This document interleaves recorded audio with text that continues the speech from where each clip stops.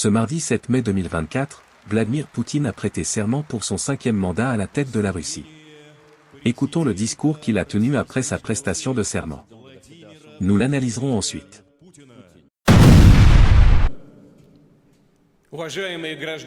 Chers citoyens de Russie, mesdames, messieurs, chers amis, dans ces minutes solennelles d'entrée en fonction, je tiens cordialement à remercier les citoyens de Russie, de toutes les régions de notre pays, de nos terres historiques qui défendent leur droit d'être avec leur patrie. Je salue nos héros, je salue ceux qui participent à l'opération militaire spéciale, à ceux qui se battent pour la patrie. Encore une fois, je vous remercie pour la confiance que vous m'accordez, pour votre soutien. Et maintenant, je m'adresse à chacun d'entre vous, à chaque citoyen. Je viens de prononcer le serment de président de la Fédération de Russie. Il résume l'essence du service que je remplis, c'est-à-dire d'être au service de la patrie du peuple. C'est un très grand honneur, c'est une très grande obligation, c'est un devoir sacré. Et c'est cela qui a déterminé toute mon activité au cours des années précédentes. Et je vous assure que dorénavant, je continuerai à assurer la sécurité de la Russie et que cela sera pour moi la priorité, la consolidation de la volonté de millions de personnes. C'est le témoignage de la conviction de notre peuple que l'avenir de la Russie sera déterminé par nous et nous seuls pour l'avenir de la génération d'aujourd'hui et des générations à venir. La Russie a eu le droit de définir la voie qu'elle veut suivre. C'est essentiel aujourd'hui, au moment où notre pays est confronté à un grand nombre de défis. Et je salue la compréhension profonde de notre peuple de cette volonté, de cette résolution à défendre nos valeurs, notre liberté et les intérêts de la Fédération de Russie. Et je suis convaincu que nous franchirons de façon honorable toutes ces épreuves, nous deviendrons encore plus forts et nous réaliserons tous les projets que nous sommes fixés pour parvenir au développement de notre pays.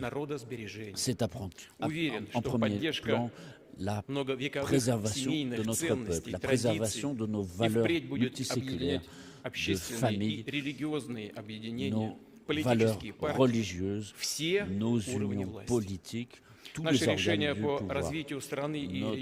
Notre décision de développer notre pays, cela se fait dans un esprit de justice, de volonté de prospérité de chaque citoyen de Russie.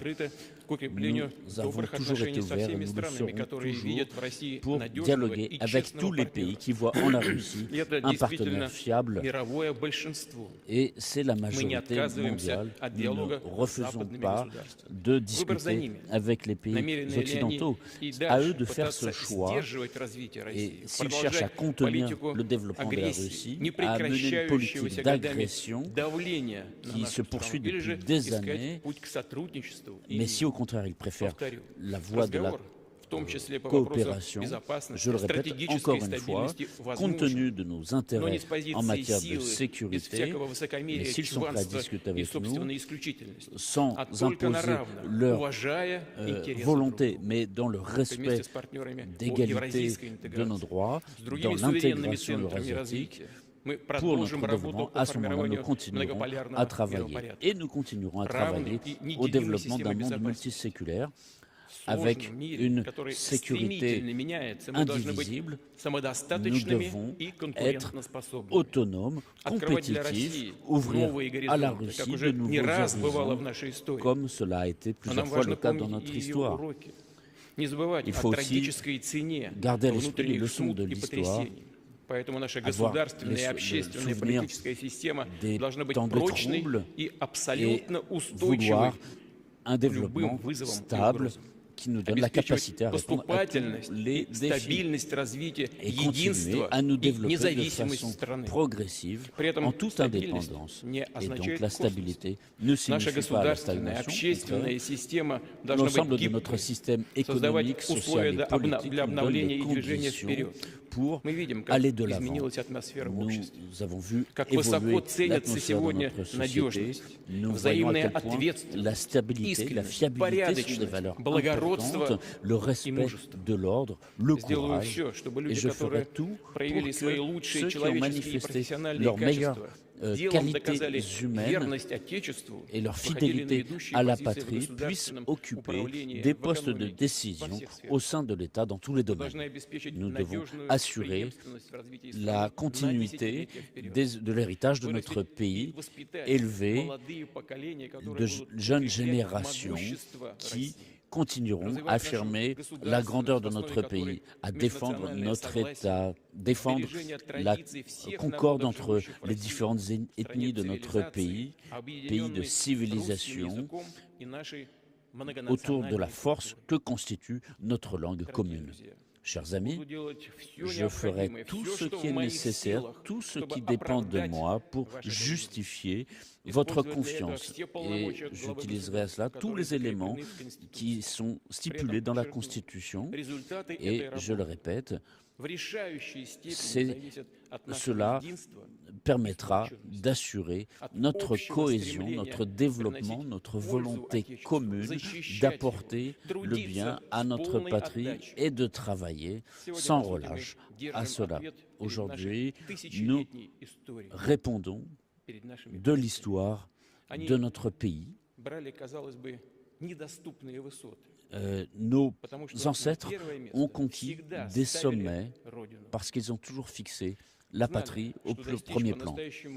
Et pour parvenir à de grands objectifs, nous devons travailler ensemble pour l'ensemble du pays, avec tout notre peuple, et assurer le caractère de puissance de notre pays pour lui assurer des victoires susceptibles de nous inspirer. Nous regardons avec assurance vers l'avenir, nous planifions notre avenir, nous mettons en œuvre de nouveaux programmes qui assurent un développement encore plus dynamique, encore plus fort pour notre pays. Et nous sommes unis, nous sommes un peuple uni, ensemble, nous vaincrons tous les obstacles, ensemble, nous remporterons la victoire. Que pensez-vous de son discours? Nous notons les points essentiels suivants. Poutine affirme que le sens de pouvoir réside dans le fait qu'il sert son peuple. Il n'est pas là pour servir ses propres intérêts mais pour servir la Russie. À travers cette affirmation, Poutine souligne son engagement envers le bien-être de la population russe. Cette vision du leadership met en avant une approche centrée sur les citoyens et leur satisfaction, ce qui renforce son image de leader soucieux des intérêts nationaux. Par rapport aux relations internationales, le président russe affirme ceci: nous n'excluons pas la discussion avec les Occidentaux dans le respect dans l'égalité de nos droits. Depuis le début de la crise, Poutine a toujours affirmé sa disposition à négocier les conditions de la paix. En déclarant, à nouveau, sa volonté de discuter avec les acteurs occidentaux dans le respect mutuel et l'égalité des droits, Poutine montre sa disposition à rechercher des solutions pacifiques aux différends internationaux. Cette approche pragmatique de la diplomatie reflète un désir de coopération et de résolution de conflits par le dialogue plutôt que par la confrontation. Ensuite, Poutine insiste sur l'importance d'assurer la continuité de l'héritage de la Russie. En soulignant l'importance d'assurer la continuité de l'héritage de la Russie, Poutine met en avant un sentiment de fierté nationale et de préservation de l'identité culturelle et historique du pays. Cette valorisation de l'histoire et de la tradition renforce le lien entre le gouvernement et le peuple, en soulignant l'importance de préserver les valeurs fondamentales de la nation. Enfin, Poutine déclarait ceci: je ferai tout ce qui est nécessaire pour justifier votre confiance. Nous regardons avec assurance vers l'avenir. Ensemble nous gagnerons. Ces mots témoignent du sens de responsabilité et l'humilité du président. En promettant de justifier la confiance du peuple russe et en exprimant sa confiance dans l'avenir, Poutine projette une image de détermination et d'optimisme. Cette affirmation de responsabilité et d'assurance renforce sa position en tant que leader visionnaire et inspire la confiance dans les perspectives futures de la Russie. Dites-nous ce que vous en pensez en commentaire. À bientôt.